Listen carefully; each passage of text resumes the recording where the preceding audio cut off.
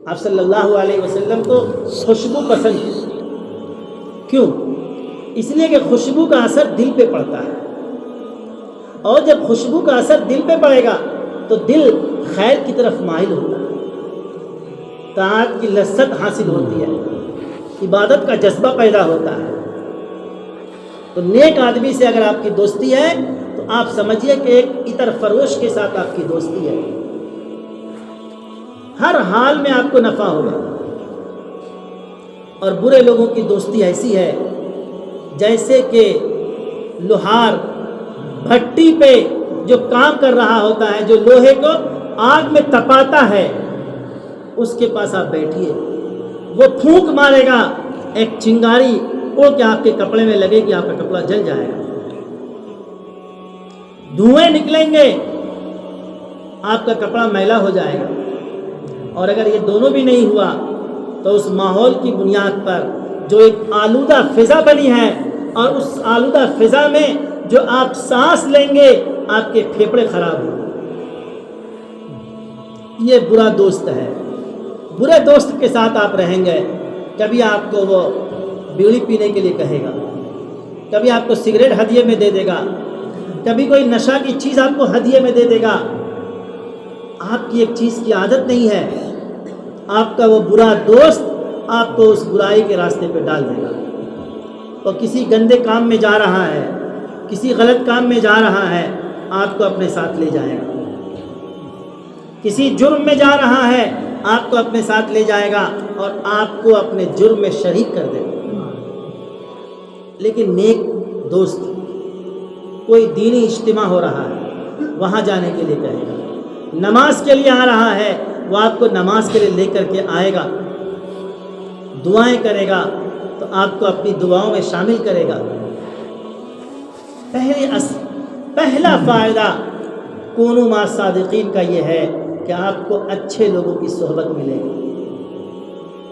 قرآن کریم میں اللہ تعالیٰ نے ایک عجیب و غریب مثال پیش کی. اصحاب کہف کے بارے میں آپ نے پڑھا ہے، سنا ہے. اصحاب کہف کے ساتھ ساتھ ایک کتا بھی تھا. جانور ہے لیکن نیکوں کے ساتھ رہنے کی بنیاد پر اس کے اندر وہ نیکی اور وہ شرافت پیدا ہو گئی کہ وہ کتا جنت پہ جائے گا. حیرت انگیز بات ہے کہ نیکوں کی صحبت کی بنیاد پہ کتے کے اوپر یہ اثرات ہو گئے کہ وہ کتا جنت میں جائے گا. اصحاب کہف کا کتا نیکی کے اثرات ہیں، نیک لوگوں کے ساتھ اٹھنے اور بیٹھنے کے یہ اثرات ہیں. دوسرا فائدہ یہ ہوگا کہ نیک آدمی کی دعاؤں میں آپ کی شمولیت ہو جائے گی. نیک آدمی آپ کا دوست ہے، ظاہر سی بات ہے کہ آپ کو وہ اپنی دعاؤں میں یاد کرے گا. جب بھی وہ دعا کرے گا اپنے لیے دعا کرے گا، اپنے گھر والوں کے لیے دعا کرے گا، اپنے متعلقین کے لیے دعا کرے گا، اپنے دوستوں کے لیے دعا کرے گا. اور نیک لوگوں کی دعائیں آسمان پہ جلدی پہنچتی ہے. جتنا ان کا قلب صاف ہوتا ہے اتنا ان کی آوازیں اللہ کے یہاں جلدی پہنچتی ہے. اللہ کے ساتھ ان کا ایک رشتہ مضبوط ہوتا ہے. حدیث میں آتا ہے، آپ صلی اللہ علیہ وسلم نے فرمایا کہ اللہ تعالیٰ فرماتے ہیں کہ بندہ نوافل اور فرائض کے ذریعے سے میرا قرب حاصل کرتا ہے، یہاں تک کہ میں اس کے لیے کان بن جاتا ہوں، میری کان سے وہ سنتا ہے. میں اس کے لیے آنکھ بن جاتا ہوں، میری آنکھ سے وہ دیکھتا ہے. میں اس کے لیے ہاتھ بن جاتا ہوں، میرے ہاتھ سے وہ کام کرتا ہے. میں اس کے لیے پاؤں بن جاتا ہوں، میرے پاؤں سے وہ چلتا ہے. اللہ تعالیٰ اللہ والوں کا یہ مقام ہوتا ہے. اور ہماری دوستی اللہ والے کے ساتھ ہو جائے تو ہمیں بھی ان کی دعائیں مل جائیں گی اور ان کی دعاؤں میں ہمیں بھی شمولیت مل جائے گی. تیسرا سب سے بڑا فائدہ یہ ہے کہ ان کے ساتھ رہنے کے اثرات یہ ہوں گے کہ ہم نیکی کی طرف آئیں. ان کی روحانیت ہمارے اندر بھی تو منتقل ہوگی.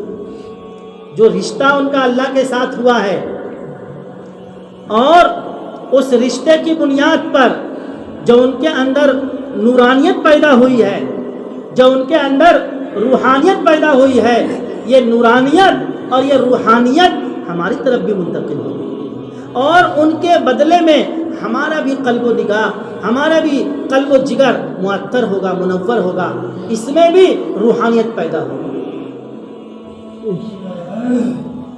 امام غزالی نے اس کی ایک مثال دی ہے کہ دو چراغ ہیں، دو الگ الگ چراغ ہیں، لیکن دونوں سے روشنی نکلتی ہے تو وہ روشنی ایک جیسی ہوتی ہے۔ دو انسان اور دو جسم الگ الگ ہیں، لیکن دونوں جسم جب قریب ہیں تو دونوں جسم کے ملنے سے جو دونوں جسم سے نور نکلے گا وہ ایک ہوگا، اس لیے کہ وہ اللہ کا نور ہے۔ میرے بھائیوں اور دوستوں، بنیادی سبق ہمارا یہ ہے، بنیادی پیغام ہمارا یہ ہے کہ ہمیں اپنی زندگی کے اندر تقویٰ کی صفت پیدا کریں۔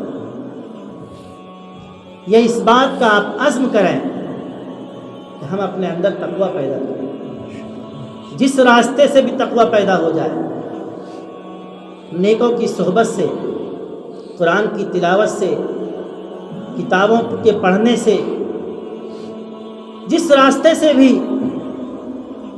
تقویٰ ہمارے اندر پیدا ہو۔ ہم نے اگر صرف تقویٰ کے پہلے راستے کو اختیار کر لیا، پہلے زینے کو اختیار کر لیا، نمازوں کا اہتمام کر لیا، تقویٰ کی صفت پیدا ہونی شروع ہو جائے گی۔ قرآن کریم میں اللہ تعالیٰ نے فرمایا ان الصلاۃ تنہا عن الفحشاء والمنکر، نماز انسان کو بے حیائی سے، برائی سے روکتی ہے، نماز انسان کو بے حیائی اور برائی سے روکتی ہے۔ ہم نے نمازوں کا اہتمام شروع کر دیا، دھیرے دھیرے ہم برائی سے رکنے لگ جائیں گے، اور برائی سے ہم رک جائیں گے، اللہ کی عبادت پر ہم آ جائیں گے۔ اسی کا نام تقویٰ ہے، اللہ کے حکموں کو پورا کرنا، اور اللہ نے جن چیزوں سے منع کیا ہے ان چیزوں سے رک جانا، اسی کا نام تقویٰ ہے، کسی اور چیز کا نام تقویٰ نہیں ہے۔ آپ سوچ رہے ہوں گے کہ تقویٰ کے لیے کہاں جا رہا ہے، معلوم نہیں تقویٰ کیا چیز ہے۔